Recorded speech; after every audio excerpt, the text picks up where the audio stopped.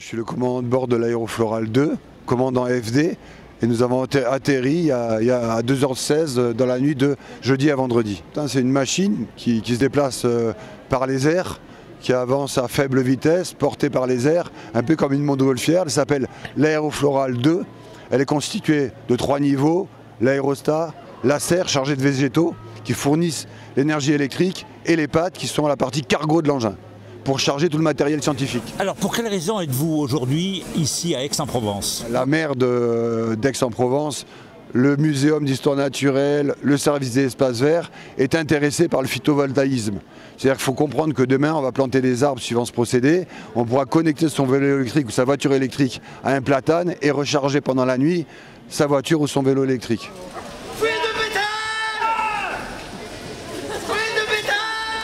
Donc tu respires pas, il faut juste pas que tu respires. Eh, il est rentré là, il est dedans.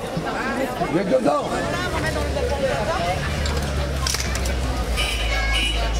Je sais. C'est bon. Je suis coincé. C'est bon, je descends. Ça y est, ok. Électricien. Attention. Ça y est, elle est au sol. Cette corde est... C'est le respirer. Ouais. Qui c'est qui l'accompagne? Équipage 3. 1, 2, 3. Ne faites pas tomber. Richard, à tout à l'heure. Certains spectateurs se posent la question entre la réalité et le spectacle que vous nous proposez. Qu'est-ce qu'il faut retenir? Mais la poésie. La poésie, voilà. C'est de la poésie. C'est de la poésie tout ça. D'accord. Il faut la vivre. Mais dites-moi, qu'est-ce que c'est cette machine? Cette machine, c'est un générateur de biocarburant, mais pas seulement. C'est sur la base du fonctionnement un peu de l'alambic, c'est-à-dire qu'on va avoir ici une partie qu'on appelle le cucurbit.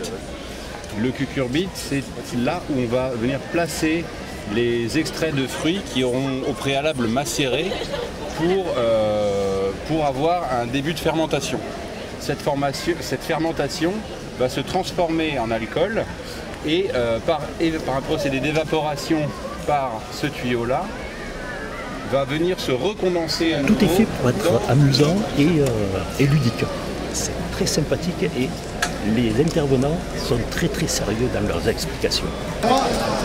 C'est là qu'on va venir récupérer le précieux distillat avec lequel on va pouvoir faire différentes choses.